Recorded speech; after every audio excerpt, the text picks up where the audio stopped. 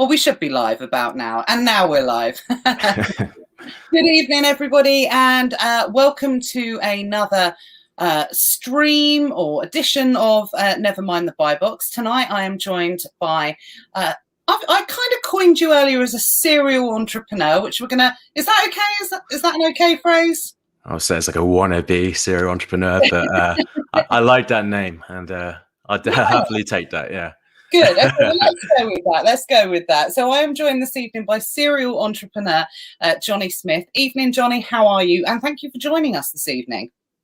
Yeah, thanks for having me on. It's really nice to be here. I've watched this so many times, so it's kind of cool to see my picture on the right side. So yeah, really happy to be here. I'm doing all right. I mean, obviously, like lockdown's a bit weird and all that, but apart from that, it's okay. Yeah, it's going good. A bit stressful at the moment. A lot of things going on, but. Yeah, really good. Thank you. Absolutely. Yeah. I mean, we're going to dive into everything that's stressful going on at the moment. We've got Jamie, we've got Jed. Evening to you both. They're both joining us via YouTube. Down the wrong way. I'm just checking that we've actually gone live on Facebook. I can't see that we have. Hi, Ramel. I've only got some. Here we go. It's working. Right. Okay, that's fine.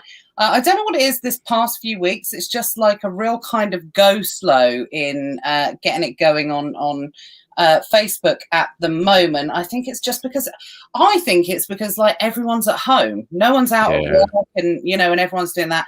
Hi, Callum. Hi, Terry. Right, let's just have a quick look. I've got to get in the comments, otherwise I'm never going to get there. I do this every single week, but I won't be able to see who's asking questions or anything like that if we don't do it. Evening, Emma. LubeTube. Yeah, I know. I said it. If anyone was going to say it, it was going to be me. Definitely. It's a new business opportunity. Yeah, absolutely. Oh, I've just thought of something. That could be like a viral PL product on Amazon. Yeah, LubeTube for all the influencers out there. Something like that. Who knows? I'm always thinking up ideas like that. Hi, Liz. Hi, Mike. Right, we're alive. That's fine. Hi, Jane. Hi, Mark. Evening.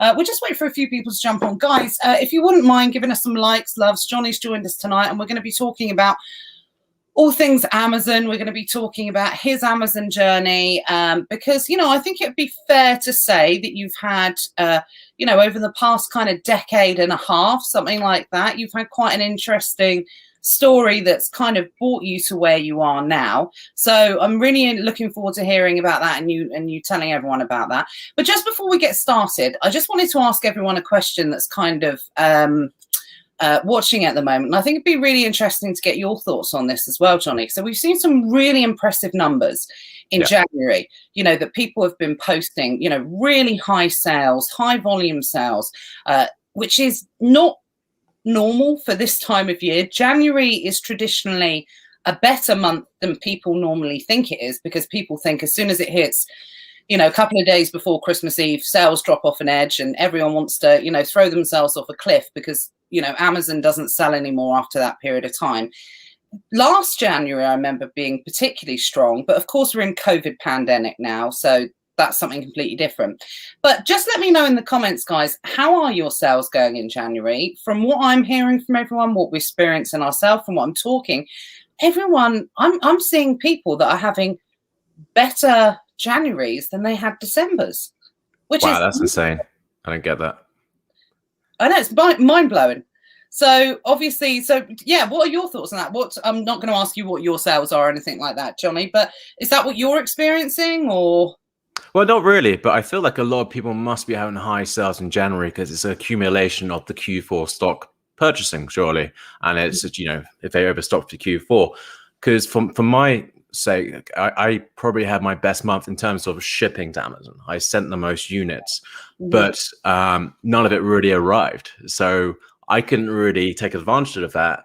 So for people to have such a good January, I imagine people must be starting around Christmas, purchasing from stores then, or doing some sort of MF or parcels so it goes in quicker. Because from my experience in wholesale, there's always about a month sort of lead time before it gets into Amazon and being available, which is the disadvantage of going pallets.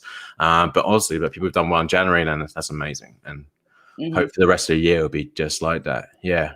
Yeah, fingers crossed. And that's something I want to talk to you in a detail about a bit later on, once we hear about how you got to Amazon, because I know that you are very specific in the way that you sell on Amazon. And I know that you're doing the kind of model that most people really want to aspire to sell on Amazon, because you're not dealing with the same kind of frustrations. Well, I say it's a little bit unfair, obviously, because I think in whatever model that you sell on Amazon, there's always different types of frustrations. It's a bit like when you have kids, you worry about them as babies, but there's just and then when they get older, when they're babies, you think, oh, okay, I won't worry so much. But then as they get older, just a whole new set of problems come. So I don't ever want anyone to think just because you switch from arbitrage to wholesale, it's going to solve all of your Amazon problems. Of course not. It's just a different set of, challenges and barriers that you do still have to overcome. For sure.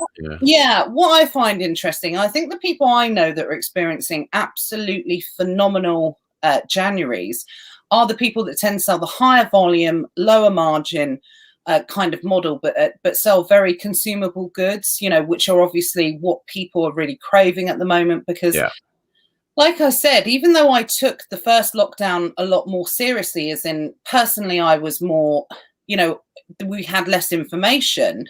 I think this time I've not been in a shop since, it's the other way around for me, actually. I find this, side of the pandemic a little bit scarier because of the new variants and stuff. Before, I mean, like there wasn't too much data, so the first few months were scary, but when they sort of came out a bit more, it wasn't as bad. But now there's new variants and it is a little sketchy, isn't it? Now, absolutely. And I think it really depends on how you are or how you've been impacted personally. Unfortunately, we have seen a few people pass away that not we personally, like, we've had a friend that has passed away, unfortunately, two, actually, now I think of it. But thank you. It's something that until you're more personally affected by it, I think that's where people take it not seriously, sorry, that's the wrong word, but look at it a little bit differently. But I don't know why. I think last year, although I was more like wary of everything, I didn't know as much, I was still going to shops. Whereas I really, and I'm not that type of person. I'm not the tin hat type person or anything like that. I just think, but I do think it's coming down more, that we are coming closer to the end. And I don't want to be one of these people that gets it at the end and spreads it around and that type of thing. So I think it's definitely more that element to it. But I've not set foot in a shop. So my kind of other question to everyone else, so, I'm going to read out the comments at the moment, is with these kind of, is it just purely a case of, and I don't know if we're going to have the answer to this for about a year, to be perfectly honest. So I'm going to pose this question now. And in January or February next year, I'll answer it. So I'm not going to be able to do now. But let me know in the comments, is this big January sales bump, is it purely down to the COVID-19 pandemic lockdown? Or has there been a seismic shift in the way that people are going to shop online moving forward? I like to think like it's more of the latter, really, because during last year you got to think the amount of people who joined Prime, right? So your actual customer base has gone up. Well, and it's a yearly membership rate for Prime, so those customers are still there and they're still getting into the routine of buying from Amazon. So I feel like it's going to continue, and of course, like COVID does help like substantially, but like it's definitely a bit of both, isn't it? And I can't see this dying down for when will it? Because like with pricing, like I know it's a little bit more expensive, but if you think of the pricing being the actual retail price plus delivery, it's not too bad. So I can't really see it dying down. And I think it's a bit of both, but it will just accelerate in the next few years, in my opinion. Yeah, I completely agree, Jonny. I think that's a completely good perspective. Look at it. I think it's a combination of both. I think this will be people's best Januaries ever, absolutely. But I do think there's been a big shift. I think there's been a big shift, and I can only talk about it also from my point of view. I was always someone that You know, I was always hunt down the best price. I would never buy stuff off Amazon. I mean, I still don't really buy stuff off Amazon, but if Matt turns around to me and he says, oh, I can get this on Amazon, but I can get it here tomorrow, and it's like, you know, the same day, right? Yeah, I'm like, just get it. Just get it. My mindset has changed a little bit to more the convenience model as opposed to the price-driven model, which is really interesting because I never thought that would happen to me. But during this whole pandemic, and I don't know if it's a combination of, well, life's too short. Who knows what's going to happen tomorrow? Just get it today. Who cares, kind of thing. I think, yeah. Yeah, so like, if you want to buy like, you know, a little consumable from Tesco's, which usually costs £2 from the supermarket, compared to what it costs on Amazon, which is £5-6. For Tesco's, you're gonna have to spend £40 to get free delivery. You can have a delivery slot. You can have to put your checkout details. You're gonna do all this little admin stuff just to get that £1-2 item that you might want later today or the next day. So Amazon, it's literally 2 clicks. You go on your mobile, you enter, and you buy now, and that's it. So yeah, for me, I'm always going to shop from Amazon, even though I know it's a little bit of a increase, just because it's so convenient, right? And yeah, absolutely. I'd be interested to know the statistics, and I don't want to make any sexist remarks or anything like that. I've always really perceived that as more of a male perspective, to be perfectly honest. The convenient, whereas I do think women, I do think women are a little bit more price conscious, a bit more bargain, you know, kind of focused or something like that. But like I said, my mindset has completely changed more over the pandemic, definitely. Right, let's have a look at these comments. I feel I'm ignoring everyone. Sorry. Salvatore, evening. Hi, Paul. Hi, guys. That's Janet. Ash says evening. Martino, evening. Oh, Janet's actually still suspended. I mean, obviously with Jonny, you've got a suspended story to tell us about as well. You know, just hearing quite a lot of it at the moment, unfortunately. And I don't think it's a case of maybe suspensions are, well, I do think that they are more than ever, because I do think Amazon are picky as anything at the moment. But I think it's just a case of suspensions are taking longer to sort out at the moment. So still thinking of you, Janet. I hope that it's something that you can get resolved. I know it will get resolved, but it will, yeah. Unless like, you know, you've done something really bad, you will get your account back. Like, you know, you've intentionally, you know, scammed the system, like, and done something horrific, then you will get your account back. Because, like, you know, IP claims and stuff like that, you eventually do a plan of action and get your account back. It's just, the problem is getting that response from Amazon, because it can take 3-4 weeks just to get an email back, which doesn't give any answers. It's just a generic copy and paste saying we need more information. And sometimes it's best just to pay for services, actually, I think, like just to get your account suspended, because the opportunity cost you lose out on, depending on your volume, is bigger than that time that you lose. So but yeah, again, for anyone who's going for it, and it does get better, and like, just hang in there and don't give up. That's all I can say, really. Absolutely. Great advice. Liz says January has smashed December by over 30%. Wow. Emma says that, you know, January is up on December. Ash said my sales in January 2021 was 20K, which was more than November and December put together. So yeah, we're seeing lots of people here. Christos unfortunately said he had a COVID funeral today. First person he knows to have passed away. Sorry to hear that, Christos. Simon says selling before the paperwork deadline on toys. That, you know, we're coming into a week. I think end of January, start of February was when all of the DOCs started kicking in and the restrictions that Amazon wanted. That's definitely a fair point. So people could be shifting out stock. So yeah, before they come in.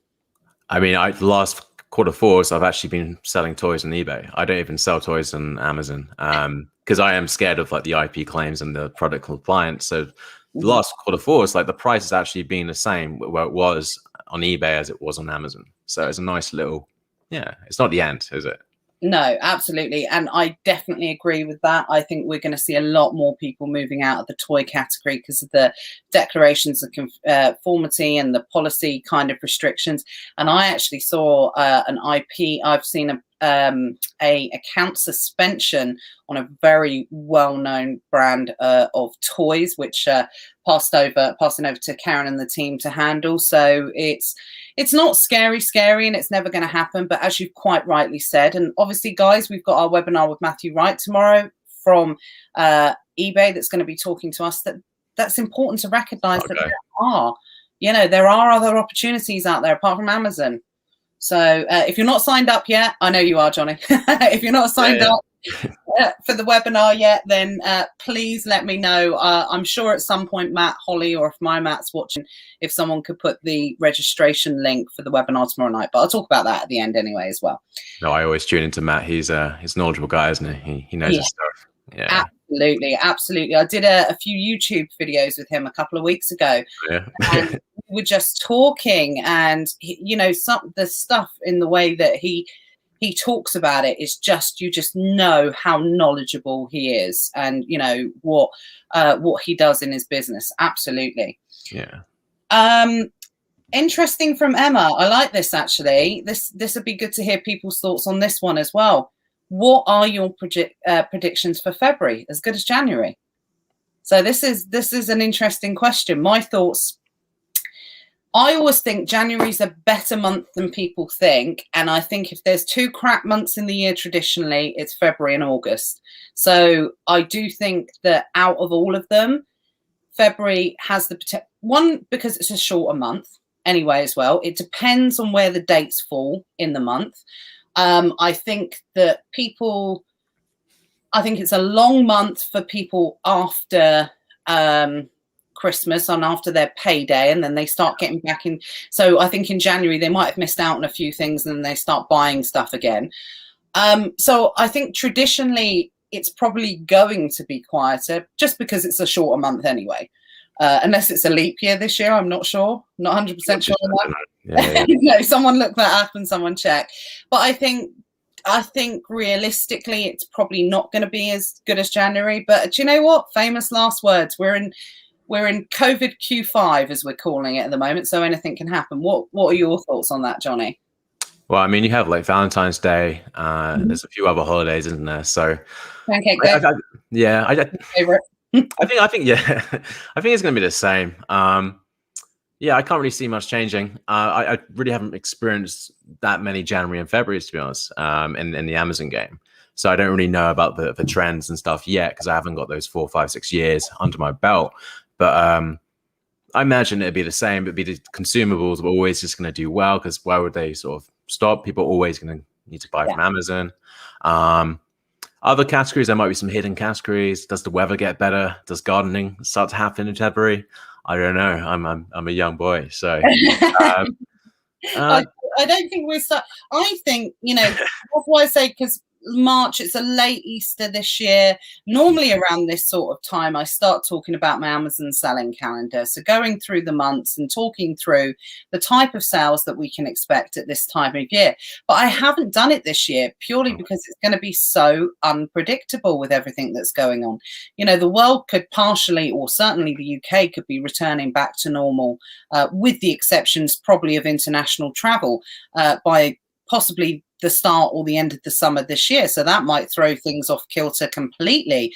All us guys could have a cracking first and second quarter, and the third quarter might be a bit quieter as soon as the weather gets better and people start going back to their traditional forms of shopping. Who knows? I'm normally quite confident in my predictions, but this year, I'm going to sit. No one knows. I'm going to sit on the fence. I'm definitely going to sit on the fence on this year and do that.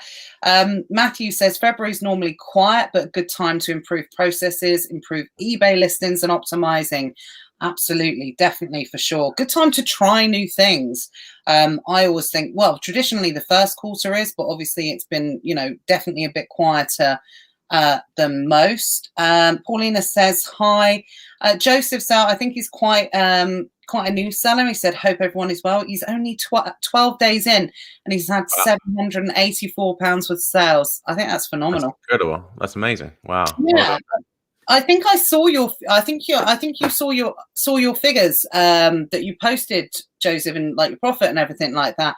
And well done. I think you were probably a little bit too harsh on yourself, saying, but your ROIs were fantastic. So just keep going in that direction, because I think when people first start out and they experience the power of Amazon, sometimes there's a lot of costs at first, so it can suck everything up, and you see your first payments coming back, and maybe it's not what you expected. So but looking at your results already, Joseph, keep going, because I think you're doing a phenomenal job. Definitely. It's good not to compare as well, just to the people who've been selling for years. And you can look at people like Mark, who came on a month ago, and it's like, wow, like, am I going to do 15, 20 million in sales? And like, it's just so far away, but you just got to work hard. And if it's something you enjoyed, and carry on. And I mean, 800 in 12 days? That's insane. That's really good. Yeah, phenomenal. Absolutely phenomenal. Well done. Keep it up for sure. Sean says, if we go to normal sooner, it's best to keep spreading your seeds and adding more. Do you know, I thought he was going to say what? No, I honestly thought Sean was going to say it's best to keep spreading your germs so everyone gets COVID and we have to stay in. But that's not what he said. It's best to keep spreading your seeds to add more listings, but don't.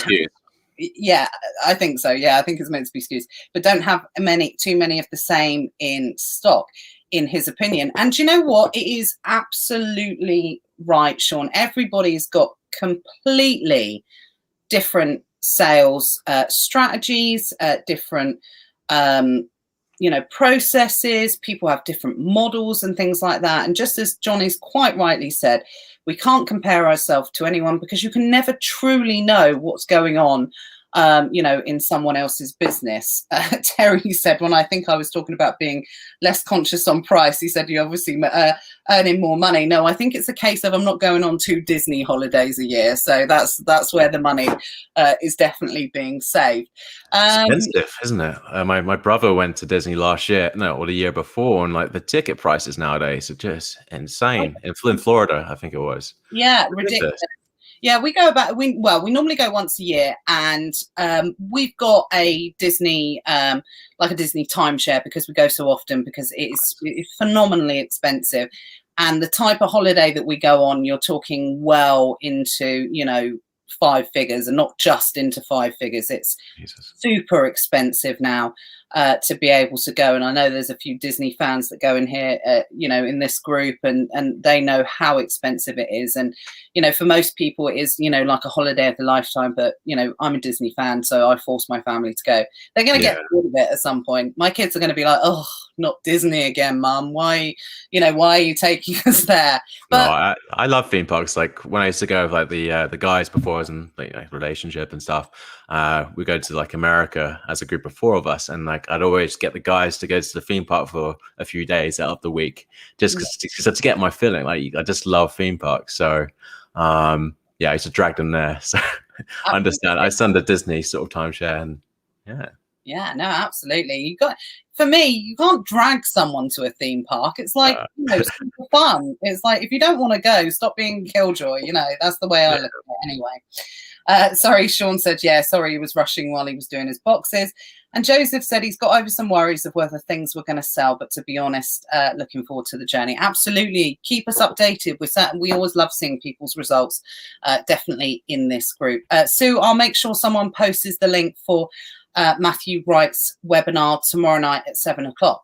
So now that we've said hello to each other, a bit of a long introduction. So obviously Jonny's joined us this evening, and I first noticed you obviously because you've got a Facebook group, and you were talking about what an amazing Q4 that you'd had, and I've seen some of your YouTube videos, and I knew I wanted to get you on Nevermind the Buy Box, because I definitely noticed in the way that you do your videos and what you talk about that you have taken a little bit of a different direction on Amazon, and you don't do things the same as everyone else. But before we start talking on Amazon, if you want to take us back and let us know, what kind of led you to Amazon, and how you got started on your entrepreneurial journey. Yeah, sure. So my dad's he's been a business owner. So I think I've always looked up to my dad and wanted to do the same. And, in school, I was never the most academic. Like I was mega dyslexic, and I think entrepreneurship has always just, I don't know, it's just been my thing. So when I was 16, I thought, you know what, I'm going to start selling on eBay. And what I did is I just did a few like private label brands, and it was good. And I ran it all the way through to I was 22 or 23 running on eBay. Can I ask? Yeah, sure. So I sold like silk ties. So 100% silk ties. JA silk ties. I mean, looking back, the branding could have been so much better. I was young. I was so young, and there's so much things I could look back and be like, I wish I did this, and I wish I carried on. But I had some flops as well. I mean, I did the so these sandals, but they had no they're called naked sandals, where it's just a basically flip flop without a strap, and it had like a sticky residue on it, so your feet like kind of sticks to the base of the foot. So I remember going around to like the beach side and trying to sell it to shops, and I sold a few to my friends and eBay, but it was a terrible product because people would go sound good, I'll be honest. Yeah, so people will go to the beach and just like sand will go all over the flip flop, and it's just like, well, they can't use it again because it's just ruined the whole sticky residue. So I had some flops, and yeah, I did that, and then in my last sort of 5 years ago, I sold like hoverboards and stuff like that on eBay. I remember they got shut down on Amazon, and everyone got a refund and stuff like that. And in my main job, so after university, I went to sales, like a recruitment job. I think I lasted maybe 3 months, about a month actually, and I hated it. It was just 12 hours a day, making 150 calls a day, and it just wasn't for me. I wanted to be my own thing, and my dad said to me, "Why don't you join the family business?" And the family business basically was a printed circuit board, like assembling printed circuit boards and buying basically components to place on the printed circuit board. So it's actually very similar to Amazon, because you'd get a bill of materials with about 100 different components, all with like the different product names and description and codes, and I'd reverse search and try and find those components and for a good price. And I would call up brokers, I'd call up different distributors to get at the cheapest price. And for me, it's just like, it's exactly what I've done with Wholesale.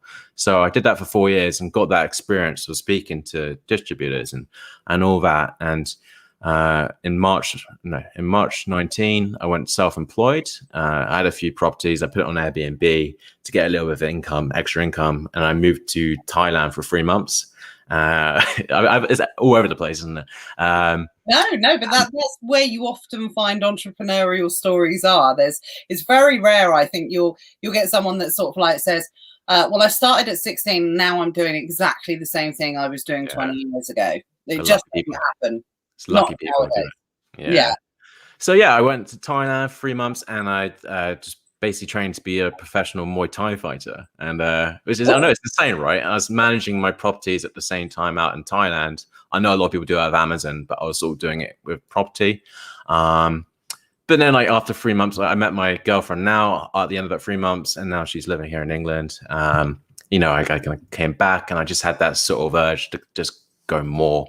And basically, I saw a few YouTube videos of guys doing it, and I was like, you know what? I've been doing this for so long. I started on eBay so long ago, so I have a bit of experience. Let's give it a go. And yeah, and now here we are now, and it's going.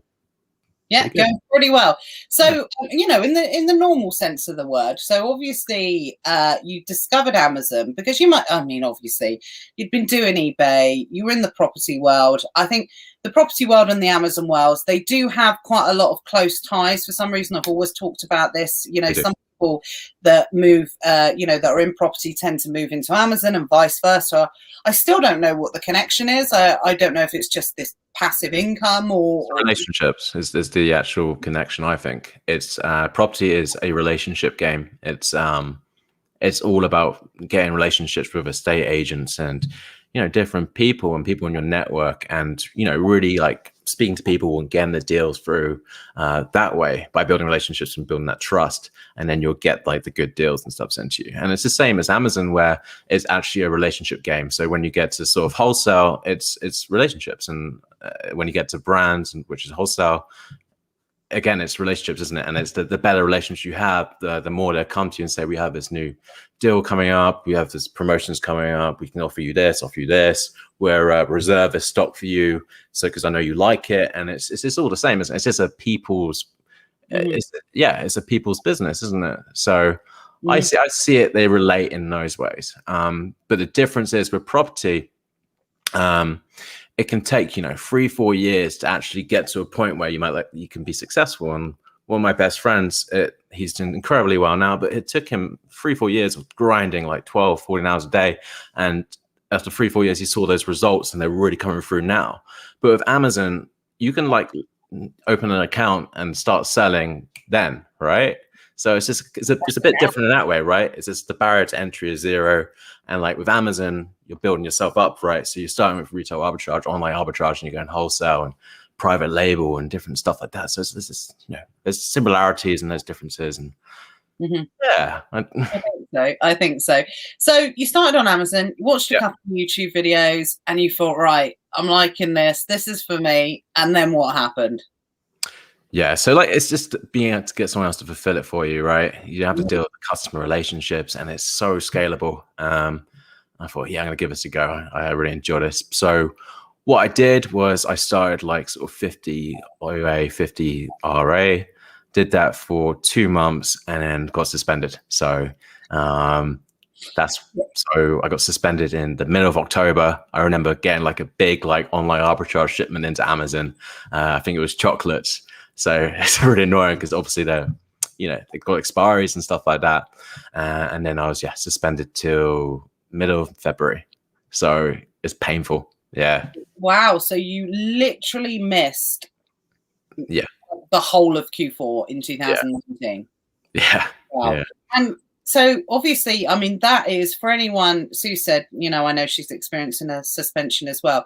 It's devastating when that happens. Obviously. And, we're not trying to scare anyone here. I think, I always feel like I have to give this disclaimer when we talk about suspensions, because I don't want people to get scared. But at the same time, I want people to be aware that, the bigger you grow, the more you sell, the more chance that you do have to get suspended on Amazon. It is just the way it is, unfortunately. And we can't wrap people in cotton wool and, or bubble wrap or whatever. It does happen on Amazon as well. And I think the more we talk about it, the more people are aware, but at the same time that if it does happen to them, the reason I like to talk about it, and especially in stories like this, Matthew writes exactly the same. I know some other sellers that have been, recently suspended and got their accounts back actually relatively quickly. So, the more we talk about it, the more it gives people hope, obviously, that, it's going to happen for them. And, that they are going to get their accounts back. And like we say, you guys got to do something really naughty to not get it back permanently. But Denise says, so what caused the suspension? Yeah, sure. So we all know Home Bargains, and I'm sure a lot of you guys buy toys from Home Bargains. But if you actually look at the receipt of those toys that you buy from Home Bargains, it won't have like your details, and the actual product line won't describe the product like properly. So what I bought was like a Marvel Spider-Man walkie-talkie, and I think it just had like Marvel walkie-talkie, and it could be like anything, right? It had no exact description, and like because Home Bargains don't really have a phone number, like a home office, there's no way to chase. I think they have like the online thing now maybe, but I couldn't get a invoice or any sort of valid sort of receipt that showed that I bought it myself. And every time I'd sort of highlight it and send it in, they would just reject it with another sort of standardized message. So the only advice I'd say is if you're doing retail arbitrage, just make sure that the receipt has the proper, it's properly in, like has a proper name and proper description. Otherwise, you might get in trouble with that. Or just go on eBay and sell it. Who knows? That's the other alternatively, is especially with toys at the moment. So obviously, you were suspended for 5 months. Big kick in the teeth to be suspended over Q4. Why didn't you give up? I don't know. I thought I'd give another go and just go. I basically said to myself, I'm going to go wholesale. And, was that because of the suspension?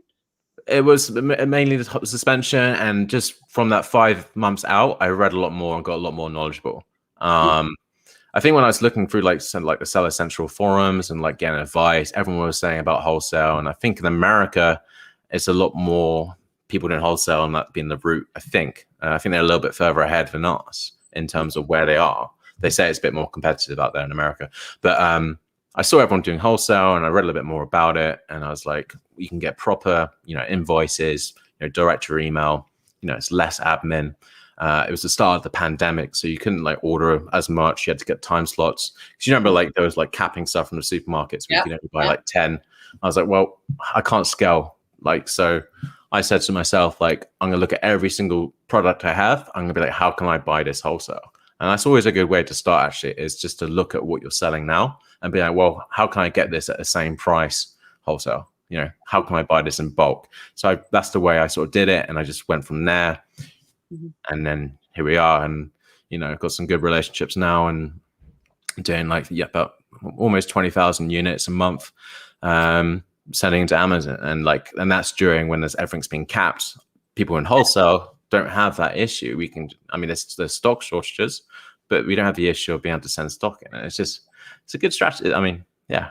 Oh, it's phenomenal. And do you know what? I think you really hit the nail on the head. Oh, here we go. I've dropped my pen. I was talking to Karen about this earlier, about having random stuff in my hands, and I always drop something or knock something. Yeah. But I think you really hit a really valid point there.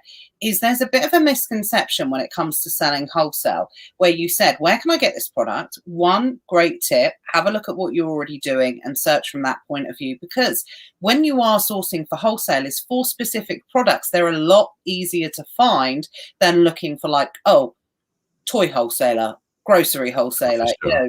If you can find specific products and search from it, it's going to open up a lot more opportunities. But what I noticed, what you said there, which was absolutely like the ka-ching golden nugget for everyone. When it comes to wholesalers, it's not necessarily about getting the products cheaper. It's about getting the volume of products. Oh, yeah. It's definitely about that. And I think that's why so many people get put off of wholesale when they initially look into it, because they're going through that list and they're like, I can get it cheaper in Tesco. It's 20p cheaper in Tesco or whatever, but that's a limited supply. When it comes to wholesale, it's about having a volume of product that what you can do is when everyone else is sold out and the price goes up, you've got a continued stream of that either replenishable product or having a product in stock for a longer period of time to get the difference in margins. Is that fair comment? Yeah, and it's just way less admin as well, especially with like accounting and stuff, because you don't have to chase these stores with like VAT receipts. You get the receipt invoice sent to you, and you just forward it to receipt bank, and you're done. It's quite simple. It has all the VAT breakdowns, so less admin, and of course you can order lots. You don't have to keep hustling and buying little orders and every like day and getting new slots. It's more order it, get out of the way, and that's it. And you say that, like, people always say like, okay, like it's cheaper from Tesco's and stuff like that, but I've never really found that. Like I've always found it sort of cheaper wholesale. And okay, because like what people need to do, like if you got wholesalers, then you need to call up your account manager and you need to be like, well, look, I want to get at this price. This is what the retailer's selling. Like, how much discount are you to give me if I order a pallet? Like how much if I order, if it's like a top ranks thing and it's going to sell 100 a week or 100 a month, then call up your account manager and be like, how much is for a pallet? Because they might give 10-20% off, and then that's when you get the sort of similar love in the supermarket. So it's about picking up the phone, right? And it's about calling them, emailing them, and getting like the RFQs and requests for quotations, and digging into it. And like it is a full-time thing, like wholesale. And like I know, like let's bring him up. Like Sean is saying, like this year, and fair play to him, he wants to do like private label, wholesale, retail arbitrage, get a warehouse. And sometimes it's just like, just focus on one thing. Like it does take work to build these relationships, I would say, and get these prices. Absolutely. And I think what it is what you've said there is 100% true, that probably it's the people that are not spending the time that building the relationships that maybe look at the prices and it is cheaper in Tesco's. And it's because you're building relationships with people that you are getting that extra cream cheese, extra cherry on top of the cake that other people aren't getting. Absolutely.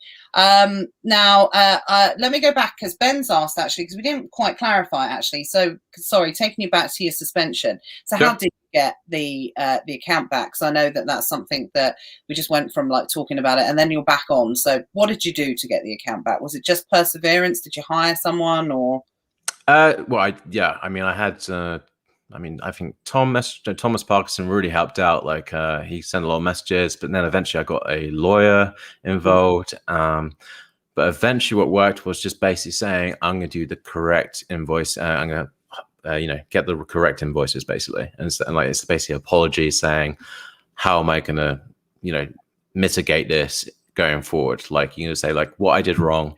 And you're going to say, well, in the future, I will make sure I have proper invoices, proper receipts.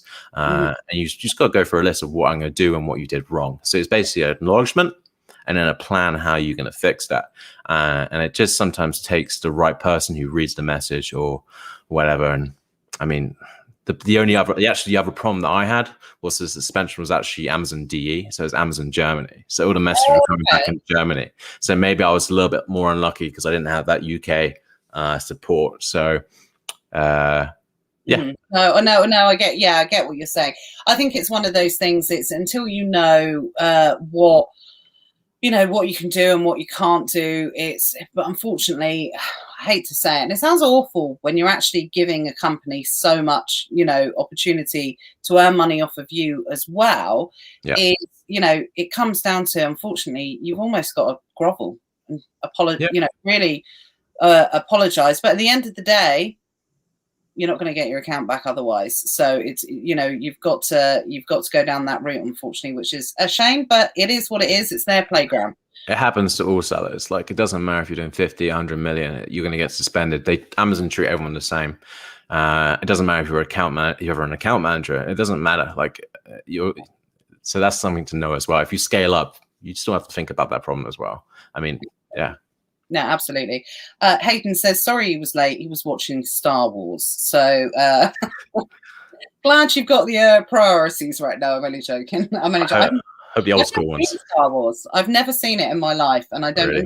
it. No, I know it's one of those things. People look at you like you're a freak when you say that, but I've never seen it, and I'm quite proud. Seen Lord of the Rings? Are you like a sci-fi person? No, a sci-fi person? No.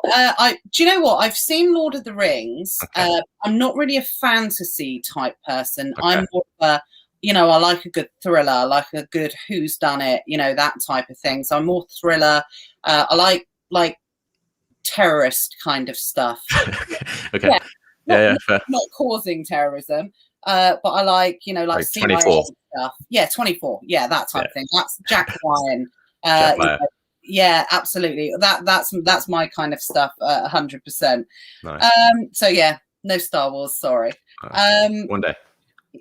Your kids want to watch it, surely. Sorry. No, my son's not really into. I've got more chance, I think, of my daughter liking Star Wars than because I've pushed so many Disney princesses on her. I think she's going to get fed up of that, and I think she's going to go down the tomboy route. That's going to be my payback for making her dress up in loads of, Disney princesses. Definitely.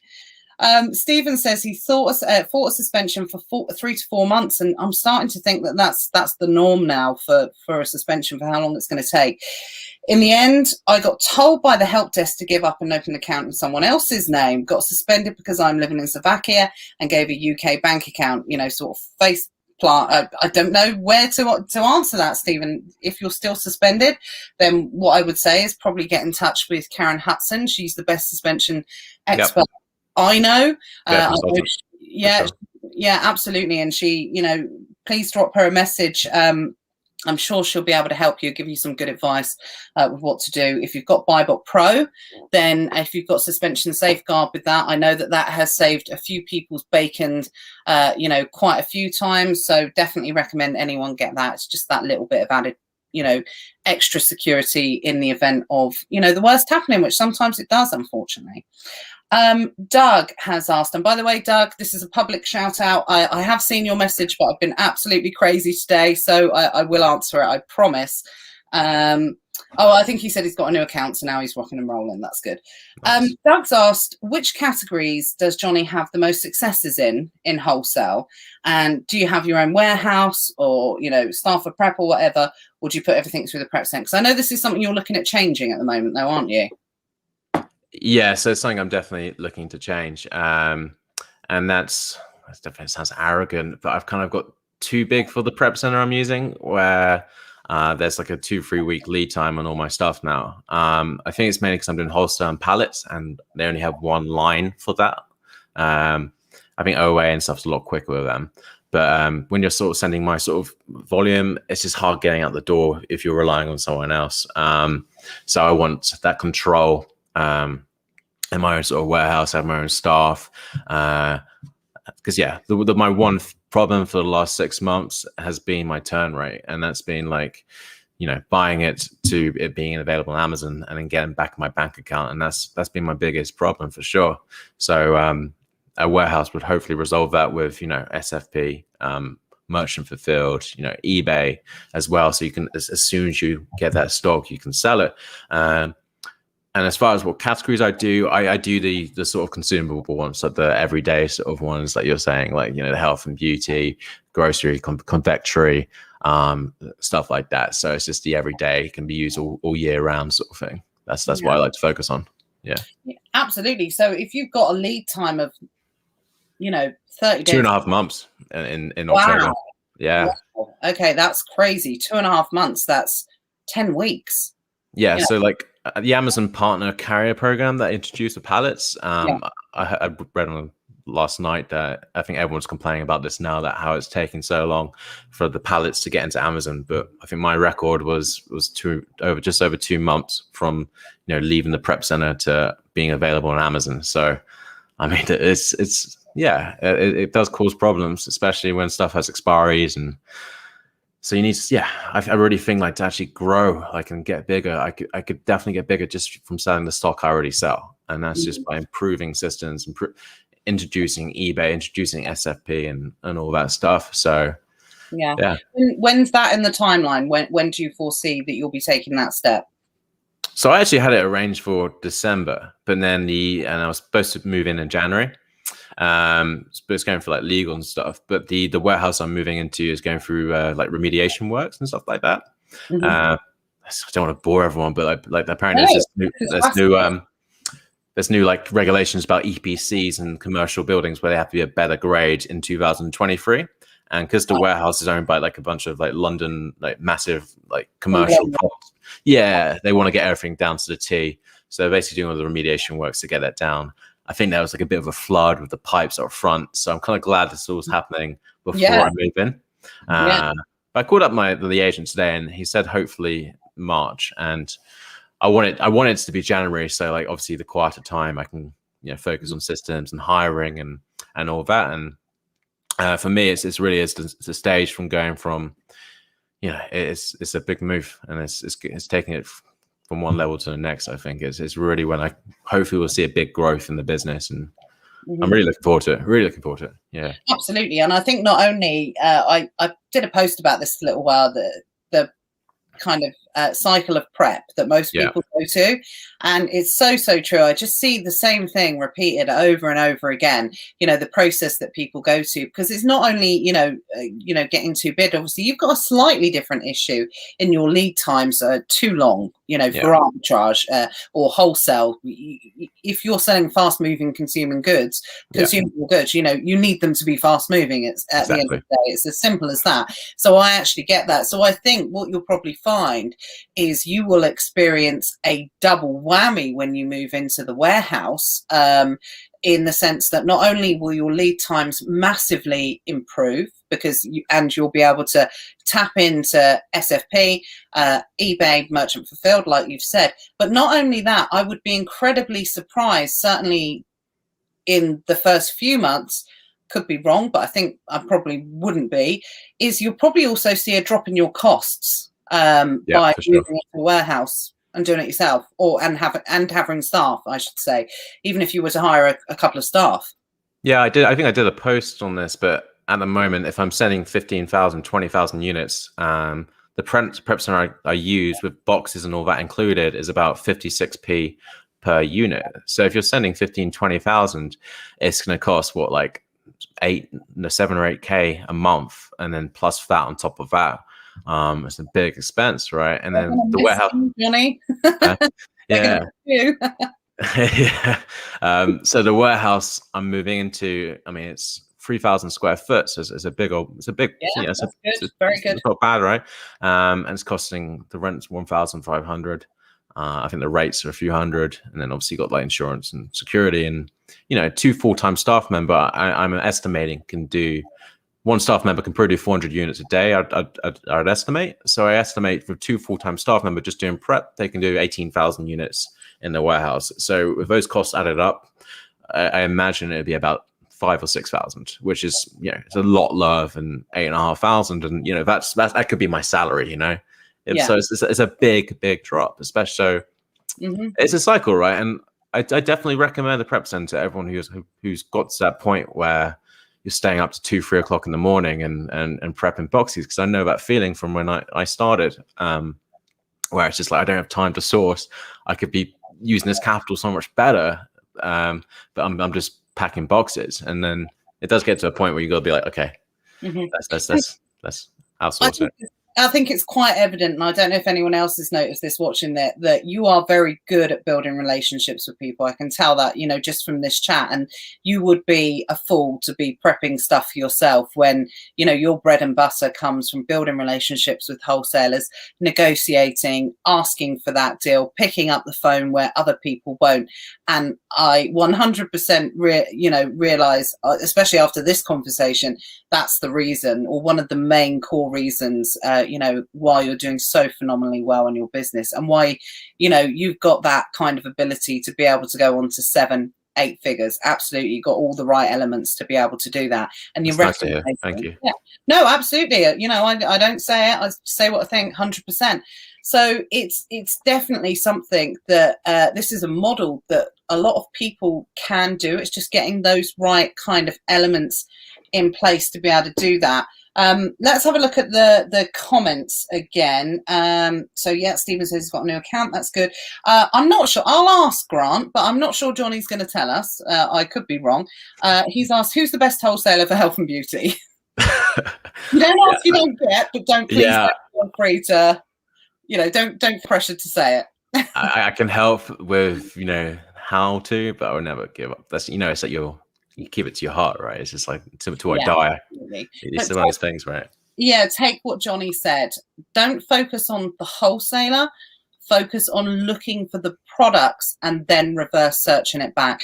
I mean, when it comes to everything is about reverse searching, as far as I'm concerned. You everything to do with this business on Amazon, if you start at the source and work your way back in everything, you really can't go wrong. 100%. So please don't take offense to that, Grant. Just be mad to kind of give it up. Let's have a quick look.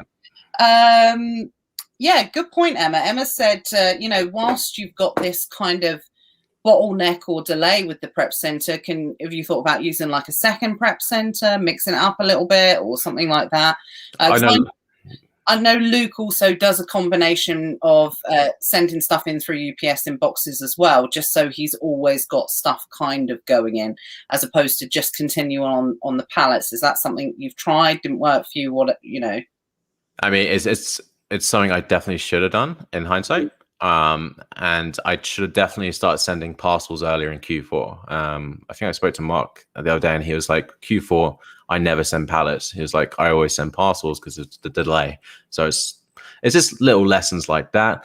But I think Luke did a post yesterday about him having a really good January, and I think I asked the question about, are you still using 2 prep senders? And yeah, he's doing that, and that's probably something that I probably should have done. However, the issue of that is wholesalers don't really like you changing your address. So they don't. Some are okay with it, but some of the main ones I use, you have your address, because they want to see the layout, they want to see the setup, they want to see that it's secure and stuff like that. So if you just say to them, no, just send it to this other place, they might get a little bit weird that you're not a serious business. So so what you could obviously do is have some place for wholesale, and then all your online arbitrage, or your whatever shop, Superdrug, to another prep center, right? So I'd probably divide like that to keep all your wholesale in one place. Wow, that's an awesome tip, Jonny, and I've never heard anyone say that. And that's something really to think about. So I know a few people do use several different addresses, and not look professional. Yeah, no, you're absolutely right. Something I've never thought of. So thank you for sharing that. 100%. It's all right. Grant's not taking any offense. You need to, you need to do a bit of digging. Sorry, but you know, I'll always ask, but it might not be the question what we want. Right, let's just, so going back to, I know a few people were just saying, you know, Luke's also getting his staff and things like that. Christos says it's awesome about the warehouse, and no doubt you'll be posting about that and letting us know the progress on that, which is phenomenal. That's released to the group. Yeah, absolutely. Blog it. Yeah, I know, and I think just with what you've said there, and you know, when you commented on Luke's post, and you know, and seeing things in groups and things like that, it still amazes me that there's so many good communities, and you know, obviously Secret Wealth Project's the best. I have to say that, of course. But you know, I think it's something that now people have got so much support in this business, and you know, if you haven't got started yet, if you haven't taken that leap into whatever yet, why not? Now's the optimal time. There's so much support out there. There's great software out there. We were talking earlier about BuyBook Pro, so you use BuyBook Pro, and you were talking about one of the features. Again, you were sort of like, you're mad if you use anything else. Just explain, if you wouldn't mind sort of explaining on that a little bit, actually, if that's all right. I mean, I hate to badmouth software, but the best, I mean, I don't think I ever heard anyone say this, but my favorite feature is the V80 Override on BuyBook Pro, where it's just a simple box where you can put, you know, 0 or 5 in, and it's just one click. But the other software, from what I've noticed, unless they've changed something recently, you've got to go and do like 2-3 clicks. And the way I see with business and sourcing, and like I've got a new VA on, and I'm always trying to like improve and the efficiency, is the less clicks, and like those extra few clicks, just it doesn't deters your efficiency. And I would pay that extra money or whatever, I would go to that service just for that one little feature, because it really helps me out. And I'm too lazy to change the settings every time, you know, just for different products. And if I'm looking at, you know, 100 different SKUs or ASINs at a time, I don't want to be changing it all the time. Because for people who don't know, is like, if you're looking at, say, household stuff, that's usually 20% VAT, right? But the household stuff actually comes onto some of the branch of grocery. So all the sourcing software will default this to 20%, sorry, to 0%, because it's a grocery.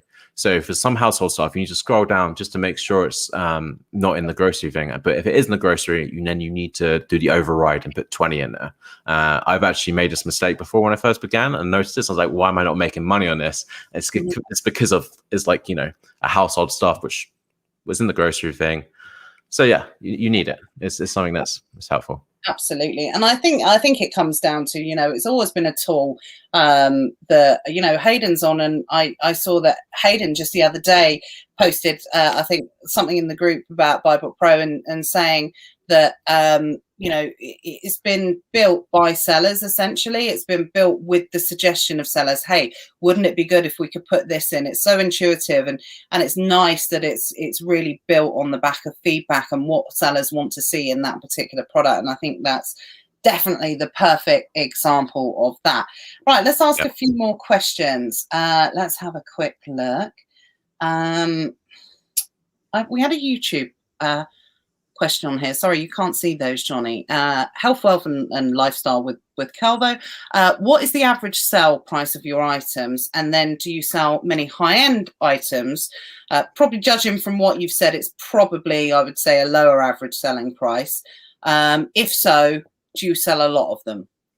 Yeah, so my average selling price is £9.97, right? So I keep it at that sort of sweet spot. For me, it's all high volume, low margin. But having said that, when I have the warehouse, I have that storage, I will definitely buy some higher end, more expensive stuff, because I don't want to send them to Amazon, right? Like, if I think Mark touched on this, like I keep bringing people up. Like if something's like heavy or, you know, 40, 50 pounds, just why send that to Amazon? Just hold on to it and then ship it, right? Because you're not going to buy 100 of this. You're not going to buy 100 of the £50 selling price, right? So you might as well hold on to it and do a merchant fulfilled, because the cost of sending to Amazon, you know, if it's a heavy thing, the cost of sending to Amazon, it's no point, right? The amount of time it takes to send to Amazon is the same as MF for it. Basically, what I'm trying to say. No, absolutely. And you'll find that when you do go through this kind of cycle of prep, and most people in your position do end up with their own premises, with their own staff, then you'll find, going back to what we were talking about earlier, that on not only will you make a saving on versus the prep center, not only will you get to expand into different types of selling, delivery options and things like that, you probably also find that it opens up a wealth of opportunity for the type of products that you wouldn't have sold before for that very reason. You can store products, you can sit on products, you can buy products, you can sell them through eBay. There's all of these different type of options. We're going to have a webinar tomorrow night, and hashtag spoiler alert, Matthew is going to talk about the difference that it made in his business. And one of the things, I don't want to give too much away, but I'm going to say it anyway. One of the things he's going to talk about is that by adding eBay to his business, it's what kind of propelled him to take that next big massive step and enable him to get a warehouse. Now, not everybody who sells on eBay has to get a warehouse. That's really important to say. I'm going to get in trouble for giving stuff away from the training webinar tomorrow night. But I think it's absolutely right. And you'll find that by taking that step, people sometimes will look at a warehouse or premises or staff as a really scary thing. But actually, it's a little bit of an oxymoron, because you could save money and it can help you scale your business so much quicker, which is obviously you've done the legwork on that. You've done the figures. And I see it time and time again with the people that we talk to. Risk management as well, right? Diversifying your platforms and stuff like that. Yeah, absolutely. 100%. Let's have a quick look. Andy says Amazon sellers, great community. Absolutely. Quick question. Andreas has said, best places for product sourcing. Best places. Yeah, that's very broad. The best, without doubt, is Keeper. Like, Keeper is the nuts for sourcing. You just need to learn how to use it. I mean, go on to keeper.com is probably the best thing I can say, and just look through the different sections and like really explore how to use Keeper to do your sourcing, because it's all there. I mean, I love Keeper, and yeah, I mean, it's got the API as well, which you can connect to, and that's all do scrapers and all that sort of thing. Yeah, absolutely. Keeper is definitely one of the the business's best kept secrets, and people just think it's all about facts and figures, but it offers a wealth of opportunity, especially on the sourcing front. 100%. So Bao said the problem he finds with wholesalers is once you mention you're an Amazon seller, they run a mile. How'd you get around that? I mean, you don't have to. You can just say like, how is it when they say like, what's your distribution method and stuff like that? I assume you can always just say like, I'm an online retailer based in the city. We have an online shop and we deal with other marketplaces. And you don't have to mention Amazon, but you don't have to lie to them. You say that I sell on these marketplaces and I have an online shop. We're a retailer based in this city, but you don't have to say I'm specifically an Amazon. However, if you're speaking directly to a brand, then 100% say I do Amazon, eBay, and all that. But with distributors, it doesn't matter as much. You can just be a bit more broad. Maybe that's it's a little bit naughty. But I'm of the opinion, don't lie. Lying doesn't get you anywhere. Don't lie. You can omit. Obviously, if they say, do you sell on Amazon? Say yes. But if they say like, how's your distribution? You say, well, I have an online store, so you should get it on it. It's an online store. Why not? And I sell on different marketplaces. You don't have to say I feel like it's you don't say Amazon. And then obviously when you deal directly with brands, that's when you go on to say like, okay, I can create listings. I'm low maintenance and all that sort of thing. And it depends who you're speaking to, a brand or distributor, really. Yeah. Absolutely. Christos is being cheeky, but we love Christos, so we let him be it. He said, would love to come to the warehouse sometime and interview you for his channel. So there we go. Christos is great. We let Christos get away with that. I wouldn't read that out if it was anyone else. Maybe we can play some PlayStation as well. I saw the video last week. Yeah. Oh, don't you start as well. I'm not having another one, honestly. It's like literally, I feel like I'm a real mum in that situation. It's a bit like you're all playing PlayStation and all that type of thing. But no, it's maybe you could set up like something in the warehouse. You could have like a Amazon gaming room for all the Amazon gamers out there. Who knows? Boys will be boys, right? Yeah, absolutely. Boys and their toys. Hayden says 100% the VAT override is amazing. Say this to everyone about BuyBot Pro. It's an absolute must when you're VAT registered. So thank you for clarifying that. Cindy also says you've got an amazing buy sheet that you use with BuyBot Pro. I did see that. I haven't 100% looked into it yet. I'm being completely honest, but yeah, it'd be cool. We're going to give your group a little bit of a shout out at the end as well. So we'll let everyone know about that. Cool. Denise says you use, because obviously a lot of your average selling prices are on the lower side. Do you use the small and light program? Yeah, I do. So I sell a bit of like mascara and stuff like that on the small and light, and I do kind of keep an eye out for it because it's not as much competition. So the only problem with that is obviously if you have a fixed prep fee, obviously if it's small and light and very cheap, it really eats into it. But the advantageous thing of it is it's small and light, so you can fit, like, for someone who's not paying per item, you can fit like 200 in one box, right? So your actual cost to get to Amazon is a lot cheaper.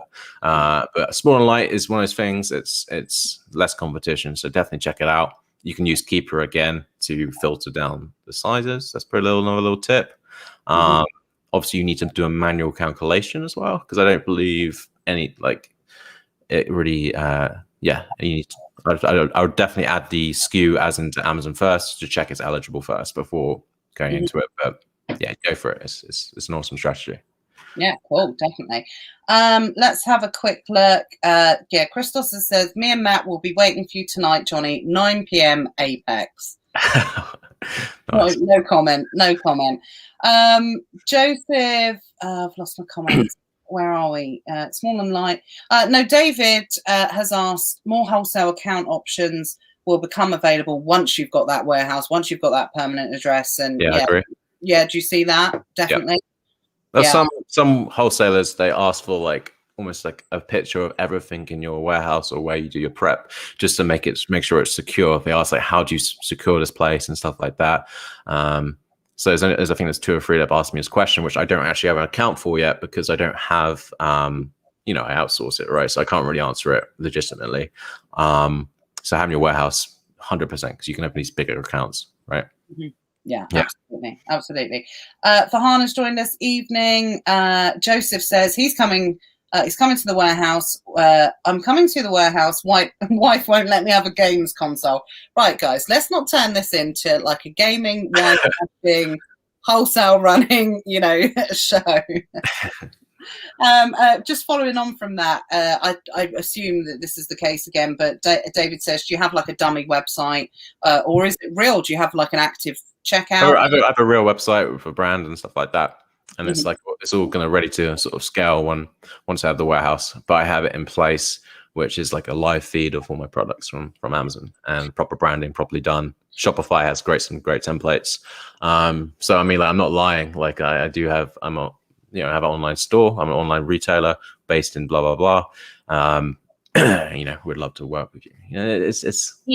Yeah, and I think there's no doubt, and I see people at different points in their journey, and you're definitely at the start of the explosion time, I think, for you 100%, because what it is you're getting everything, and you're getting your ducks in a row, you're getting everything in place, because believe it or not, guys, when this starts to happen, and what Jonny's doing now is, you might think it's a lot harder when you get to a certain point, but actually, and I've spoken to a lot of sort of 7+ figure sellers that have said this, that once you get all this set up and once the hard work's kind of done, it's kind of behind you, and it's a little bit easier than it was going from 0 to like 7 figures.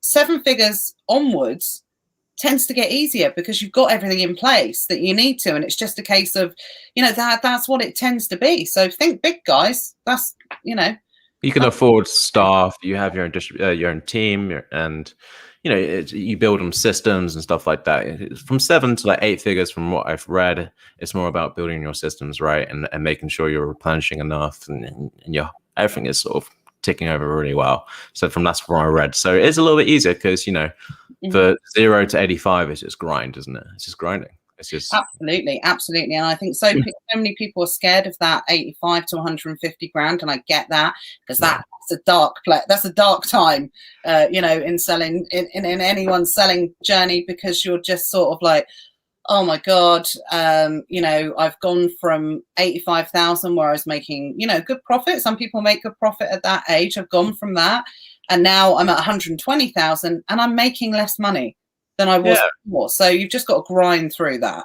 Yeah, I mean, my girlfriend actually started a Amazon business with her sister and her sister's husband in Germany. So they have an Amazon Germany account, and they started like just before Q4 last year, and they're doing like 400, 500 a day. So there's this growth, and like it's just anyone can do it, right? Yeah, I'm trying to push him, and he's actually thinking about opening a warehouse in Germany, so I can continue to sell in that marketplace, because I do have some like suppliers that are in the EU, that will resolve the gap and stuff like that. And I'm trying to push them against like the prep center and like towards the UK market, because there definitely seems like a bit of a gap there. Yeah, I don't think it's a gap. I think it's a cavernous hole, for that, for what's going on with Europe at the moment. And Emmanuel's kind of asked about the Brexit issue, and the trouble is no one's getting past it at the moment, and probably the only way is to source within the EU, VAT register within that country, purchase from Germany and send to like a German warehouse at the moment. I'm not saying that's going to be forever, but that's one of the only routes at the moment, I think, unfortunately. You also need someone to process the returns and stuff, right? And all those little other things. So I was saying to him, trying to get him to do that. Absolutely. Yeah. Absolutely. Where am I in my comments? So Farhana's asked if you could tell her a little bit about your buy sheet. But what we'll do is we'll give your group a shout out at that moment. But I just actually thought, obviously, it might be good if you've got a good buy sheet. It might be worth having a chat with Karen or something like that, and seeing if you can get like BuyBot Pro integrated in it or something. It might be quite cool. I mean, it's using like Google Scripts and Google Sheets. Actually, speaking of my partner's sister's husband, he's built like a Power BI dashboard based on it as well. So there's loads of cool things, right? And the one that I was offering on my group, basically, it's when people add products to Amazon and they go through Sell Essential and add it one by one, go through the battery page and all that sort of thing, and it takes forever. All I did was basically, and a few other things like a replenishable sort of tab as well, it's just like a quick shortcut. So you just got to press 1 against your ASIN. It gets added to the listing uploader from Amazon. You press a button on the Google Sheet and it just takes you there and you just upload it. And you can do it bulk, right? So it just saves a lot of time. And I think when I discovered that and sort of systemized and automated that, I think that's the biggest saver in my business, actually. And I just handle a replenishable tab as well. So you can sort of filter through the different, you have like a drop down of all your different stores. So you can see like a shopping list, right? So say you have one for Tesco's, Asda, and then you just have a 0-1 input on your Google Sheet, and then it goes to your replenishable tab. So then you have a shopping thing. And then you can go one step further and you can connect the Amazon MWS to that. And then you have a live order sheet, stock count, and stuff like that. So you have everything live per store, and it's all free, right? So I mean, that is something that I think people need to look at. Like, why am I spending too much time in my business? Am I constantly adding loads of different products to Amazon? Is this taking me like half an hour to add 10 products? Because there's obviously shortcuts and ways to get past that. And I think I offered it for a little cheap price on my website. It hasn't got the Amazon MWS, but it's got the other little things about it. But check out the video I did on it. Yeah, cool. What's the name of your group? We might as well shout it out now. So it's called Amazon Entrepreneurs. If you just go Facebook, Amazon Entrepreneurs. I can't remember, it's just the generic things after that. But Amazon Entrepreneurs. We'll find something. We'll put a link somewhere. Definitely. We'll find it. Right, let's go back. So we've got a few more questions. I don't want to, take the mickey and take too much of your time. I'm enjoying it. Yeah, no, I said, it's one of those things. Once people do it, it's it's pretty fun once you do it. So, Farhana again has asked. Sorry, I said that like Farhana again has asked. I didn't mean it like that. The next question comes from Farhana as well. Has asked. Oh God, someone else has commented. Now I've lost it. Where have we gone? Oh yeah. Do you often find that wholesalers want to visit you or discuss your, application during that process? I never had that, but I have sort of said to them about the new warehouse, and I said like come visit and stuff like that, and I've tried to get that face to face prepped for March, but they've never been like I need to come visit your premise, and I imagine that's probably only for the very local wholesalers to your area, right? Because like obviously national wholesalers who's up in Newcastle is not going to visit me down North London because they're not going to drive 5 hours just to check to verify my business. Yeah, absolutely. I think so. So maybe the moral of that story: don't contact local wholesalers. Yeah, but like, I mean, my two biggest wholesalers, I mean, they're cool. Like they send me they sometimes send me Amazon listings saying like this looks good for you and stuff like that. So you can get to that stage once you get an account open with them. And I've invited them both to the warehouse to check it out. And, you just want to build on that because if you have a good relationship, then they will hold that stock for you, right? Because another thing, even with wholesalers, is they don't always have the stock. So you sometimes have to, order it in. And if they're thinking of you, they'll come to you first and then they'll give you that pricing. And they'll let you know if there's a promotion coming in 2 months and say, look, do you want this stock reserved? Can you give me a forecast? And then things just start to, build up, right? Once you have that sort of relationship. Yeah. Definitely. Do you often, how often do you check in with your wholesalers? How often do you do you just ring them up for a chat? So, hi, how you doing? What you got for me? Or do you just ring them up just to have a chit chat? Never really a chit chat. I usually have an agenda. Maybe that's a guy thing again, but I usually it's usually if I see something on their website and I'd be like, I'm really into this. Any chance you can get a pallet in for me, and what kind of price can you do? The usual formalities on every phone call would always be there. I'd be like, how you doing? And what we'll be up to, and all these pandemic, how's business, how's Brexit sort of doing? So those sort of little, normal sort of chit chat questions, and then you'd be like, cool, I'm interested in these. Can you get back to me on the price? And it's sort of like, I'd say maybe 2-3 times a week, if it was an email or a call, just to so they know you're there. I mean, some like the big ones, like wholesalers. I mean, I'm not at that level who are doing 8 figures. I imagine they probably call them daily. But for me, it's more like a few times a week, calling them, making sure in contact, make sure they know who you are. Some wholesalers is once a month, some it's bi-monthly, the ones I don't use often. I mean, I placed an order for £2,000-3,000 today for someone who haven't placed an order since last November, I think. So some people just pop out of nowhere, and the main ones, just focus on the main ones who your bread and butter. It's like any sort of, it's like a business, right? If something's your bread and butter and it's making you the dough, you need to put all your emphasis on that. And absolutely, good advice. Yeah. Another YouTube question: best to have an office somewhere separate and then a warehouse for prep, if possible, a front with a catalogue on hand, in hand of all the public can buy from, and from a yard and a website. I think what probably saying is like a warehouse, what they call trade counter. Trade counter. Yeah, that's it. I couldn't think what it was. Yeah, absolutely. That's a really good thing. So you can sell like 10%? Is it 10% from a trade counter? Yeah, something like that. I mean, can I be bothered though? To sell the 1-2 items to just some random people and occupy it and keep the accounts and stuff like that. Could do though. You could have all the bloody Facebook time waster tire kickers people coming to the trade counter, couldn't you? They're like, you put it up for a tenner and they're like, can I give you 50p for it? You're like, no, it's £10.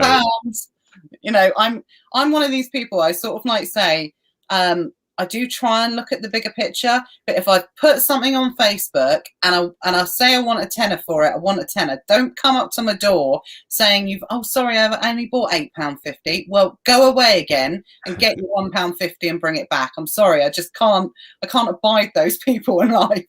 Tell them how it is, right? Yeah. Yeah, absolutely. I have sent people away that have done that from my door, but now I won't have people come to the house anymore. I definitely won't have people come to the house. I think you just can't be. I'm too straight with people in person to be like, oh my god, they're going to turn up tomorrow with a gun or something. But yeah, that's a whole nother story. Right. Cindy asked a question. I want to try and find it if I can. Okay. Do you have to have an online store for each category while persuading a wholesaler you're legit? When persuading a wholesaler, you're legit. Well, what I do is I sell general goods, right? So I base my store around, it's almost like a supermarket sort of thing. So my branding is a general goods store, essentially online general goods. So I don't have to break it down to each category. But I mean, it could actually be a good business move to break it down to different categories. I know the big American companies are actually thinking about having in a few years different retail shops actually with different categories as their sort of title. I think it's Ferrazio. I can't remember who they are, but I can't remember the name exactly. They're thinking about doing that. But no, the answer is no. Yeah, I think there's definitely, because I've got a close family member that's, very heavy into funnels. And I think that there's been a lot more emphasis put on kind of single product funnel, single product websites now, as opposed to drive specific traffic to specific kind of product. So I think that's probably, and that's been up and coming now for a good period of time. So I think we could be, moving away from big category kind of your Debenhams websites that have got multiple categories, your kind of online department store. I think as much as the comment I made last week about the woman from Santander saying that if you hadn't transitioned your business online, I also think that the way that the world is now, that even those type of websites, even with their high ranking in their search engines and things like that, I think even in 10 years time they won't exist, because I think we're just becoming too innovative with Shopify, driving traffic to funnels, single page, Facebook advertising. Someone's just said what's going on with Facebook shops. Could have bet my bottom dollar it was Sean, and it was. Even the all of these with Amazon guys are offering this thing called Facebook Amazon Live, where it's trialed in America at the moment, or not even trialed. I think it's in beta, and they might be going through with it, where sellers can actually put like infomercials on their listings. They can connect with their buyers coming onto their page live. Damn. And when you think about the innovations like that, Debenhams, even online, dead in the water as far as I'm concerned. So I think there's going to be, even over the next 10 years, we've seen the last 10 years, we've seen the destruction of the physical high street. And I think the next 10 years, we're going to see the destruction of, the online, retail stores as well, because Debenhams they're not going to move in that way. You look at someone like ASOS versus Debenham, complete, polar parts apart, definitely. They're at the opposite ends of the spectrum. And, like the Hut Group, last week I was saying about Shade Station, or it might have been on Elite Sellers Academy, what you can do now and how you can have the sunglasses put on your face and you can try them online. Oh, wow. Like, it's just, it's just changing so much, and it's just becoming so innovative that as much as these more traditional businesses think that they have got a chance, I don't think they have, unfortunately. A bit like Wall Street and GameStop, if you follow that at all. Yes, I do. Yes, we knew a little bit about that this week. Yeah. So we had a bit of an experience of that this week, definitely. So absolutely, they got a massive shock this week. And unfortunately, oh God, I'm glad Matt Webley's not in here. No one's Matt Webley on this, honestly. But it's, it is, the system is slowly starting to be chopped down. The traditional old school type of traditions and ways of doing things. And unfortunately, we're on a snowball effect now with it all. And I think the snowball it's gathered too much momentum now. It's unstoppable. Do you think you'll see more, private label exposure in the next year in 2022? Because I know in sort of Europe, the UK, I don't really see much content on private label in the groups. I don't see too much of it. I know in America, it's a lot bigger. A lot more content, a lot more people talking about it. So do you think they'll see a lot more people talking about private labels, maybe bring up private label, a lot more exposure to it? Yeah, absolutely. And I think with the innovations that we're experiencing now, I think 10 years ago you could spot a private label, or even 5 years ago, you could spot a private label product. It's stuck out like a sore thumb. Essentially. Yeah, absolutely. You could spot those type of products instantly. Now, people are so much more aware that, especially when it comes to selling on Amazon, you can't do Me Too products anymore. You've got to build a brand. You've got to build a presence. Got to have a social media presence. Got to have like a Shopify site. It's got to have all these different elements. It's got to be on Instagram. It's got to be this. It's got to be that. If you think that you can build a private label brand of going to China now, getting a potato peeler and calling it Nat's potato peeler, that's done. It's done. Can't do that. Can't do that anymore. It's got to be done in a very, very different type of way. And that's what, something we're talking about, or starting to talk about next week in Elite Sellers Academy, because it sounds like, we talk about unique bundling and that type of thing. And it just sounds like, okay, well, maybe we're chucking a few shampoos and conditioners together or something like that. And it's not that at all. It's actually about looking, it's diving as deep on these type of products as we do for private label. And private label, what it was 2 years ago, is not what it is now to be able to succeed. It's all about the brand. It's all about awareness, brand registry, A+ content. All of these videos in the advertising moved on so much. So even if you're someone that did private label a couple of years ago, massive changed. Like I even though I've done 2 private label different brands, I know nothing about it anymore because it's changed so much. But it has changed I think so much. Yeah, in 2022, it's like I definitely want to like dip my toes in, because it's just like a bit of something really fulfilling about creating something and then it's selling. I don't know what it is. There is. I know Cindy's watching actually, and I've said this publicly about her before. She joined the Elite Sellers Academy, sold some of her own products that she created herself. Or, sorry, not products that she created herself, but listings that she created herself. And I said to her at the time, and it's so, so true, there is something way more satisfying about selling a product that you created yourself as opposed to selling. I don't know what it is, whether it's a sense of achievement, that you've done that. I think that's probably what it is.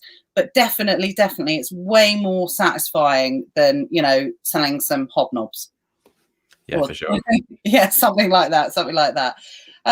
Let's have a quick look. Talking of Debenhams, this is Sean. Their stores on streets are closing. Absolutely, they're dead in the water. But the company taken over is 100% online by the looks of things. So they'll be keeping stock. Yeah, I think Emma said it looks like it's boohoo. Yeah, boohoo. Sorry. Pretty Little Things. Are they the guys that started it from like a market store, I think, and they like recently floated on the stock market, aren't they? They're young. I saw a picture of the family. They're all very young. Yeah, it is the same family. They literally started, I think, about a decade ago. Could be one of us in 10 years. Yeah, but from a market store. That is literally... It's insane, and that's what we're talking about, the level of innovation that these type of companies had. You want to buy a dress off of that website, you have a model walking towards you with the dress on, so you can see how it looks from different angles and things like that. Absolutely. Yeah, it is the market, Manchester Market Traders. I thought it was, absolutely. Right, let's have a quick look. I think we're kind of all out of questions. Before we go, Jonny, I'd love to ask you this question. I think I may or may not know the answer. We know where you're going with your business and everything like that. But what's the big goal? Where do you want to be? Where do you want to be in 5 years? Where do you want to be in 10 years? Is it still doing what you're doing now on a much larger scale, or is the dream you want to be traveling the world and letting someone else do it? What's the thoughts of that? So I get a lot of fulfillment. When I was a lot younger, it was all sort of about traveling and wanting to travel and having that sort of 4 hours a week sort of lifestyle. But now I've got a little bit older. It's about fulfillment of yourself and growing something big. So for me, 5-7 years time, I would hope I'd have a team in place, where they can sort of run the UK side of the business, and maybe I'd venture more into sort of private label. Maybe go to the States, go to the US market. But for me, I don't really have those 5-7 year plans, and that's my lease at the time. But like, I'm really focused on the next few years, and that's kind of to be like one of the biggest, like, sort of dealers with wholesalers, and like I really want to like really like laser onto that one strategy and be the best I can in that one thing. And after that, it's really is systemizing and then looking how can I, what's my exit sort of thing. If I do want to exit, do I have a plan for that? Can I sell this business and move on? Maybe I want to go back into property, you know, use the funds I've made to, you know, reinvest in property, and maybe, you know, go to Germany, who knows, go to America. But for me, it's I think a shorter term plan, and that is just being the biggest at what I do right now. And I'm very passionate about it, and I mean, I really enjoy what I do, and I can't see that changing for a while. I mean, my sort of goal and my ideal world would be to have something running, but I would be able to leave for 3 weeks. So if I want to go to like Colombia, I can go to Colombia and still run it. So that's sort of how I visit things, really. I want that. But I'm still trying to figure out the sort of staff hierarchy and stuff like that to get to that stage. And like, that's why I'm, you know, I'm still like just a beginner, really, because I've really never experienced the distribution and warehouse side of the business. Everything else I'd say I'm quite good at, but the distribution warehouse side, I'm still exploring. I'm still trying to figure out, you know, how to get it, you know, to being a big 8-figure business, and I'm still learning. Yeah. Well, I definitely see 8 figures in your future. I think, you know, you're doing absolutely everything right, and you know, nothing's going to stand in your way. And I think this is the first kind of interview you've done like this, isn't that? So hopefully, hopefully I did all right.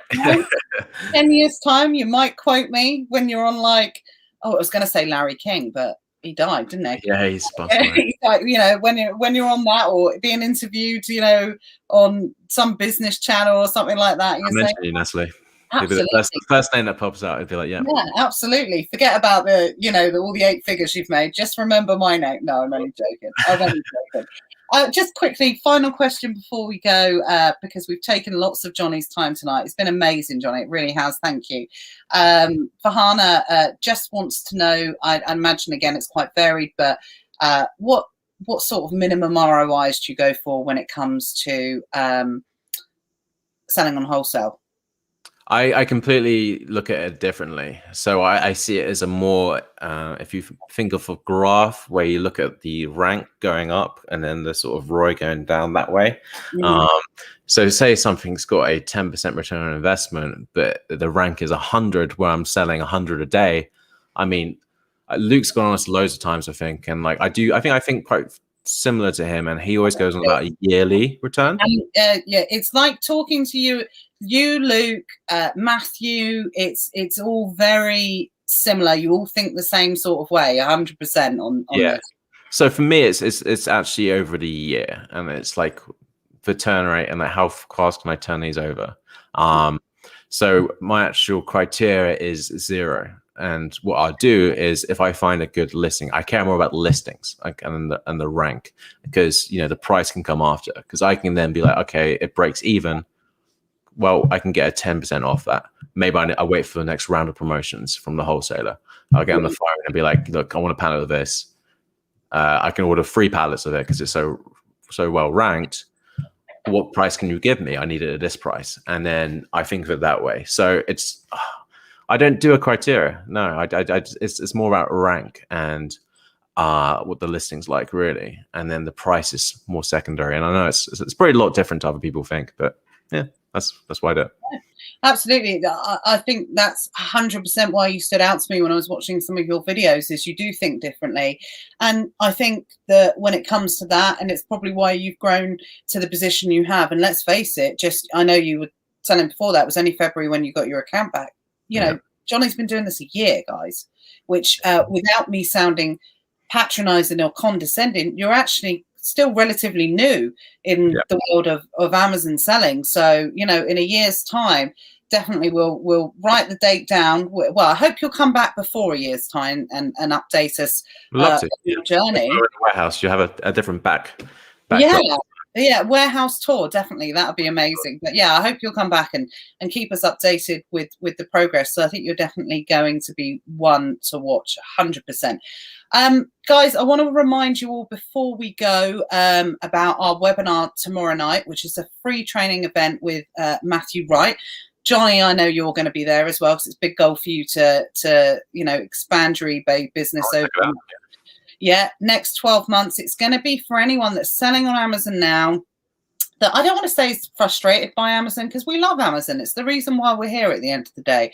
But it's about kind of thinking about what Jonny's spoken about tonight. It's about taking that kind of next step. Where do you go? How can you expand? How can you do it safely and securely within your business? And, it's really a case of talking through that with Matthew, who's done phenomenally well in building his business. He's got a similar story to Jonny, unfortunately suspended, had to look at different options, a sensible thing to do. So if you haven't registered already, let me know in the comments. Just let me know, because I know a lot of you have registered already. And I will make sure that you'll get the link, but I'll also post the link in the Facebook group. That's tomorrow night at 7 o'clock. We're going to be going through that training. I'm in charge of the software, guys. I'm literally in charge of recording it. So I can't promise there'll be any type of replay, because I'm in charge of doing it, and I'll probably break it. So please try and make it on the night if you can. Guys, please show your appreciation to Jonny. I know someone posted the link to your group in there. Thank you so much for joining us tonight. I've thoroughly enjoyed it. It's been absolutely littered with great information, gold nuggets. It's been absolutely phenomenal. So thank you so much for joining me, Jonny. Really, really appreciate it. Thank you so much for having me. It's been great. It's been awesome. Yeah. Great. Well, continue with it. We look forward to seeing all your successes definitely over the 12 months. Thanks, guys. See you next week. Luke Dugan. And he's going to have some exciting news to share with us next week, I think. Ooh. So Luke will be back next week, and we're going to talk about everything that's going on with Amazon. Webinar tomorrow night at 7. Never mind the buy box. Next Tuesday at 7. And if you're a member of ESA, Thursday at 7. It's a busy week, guys. So see you all soon. Take care, everyone. Bye.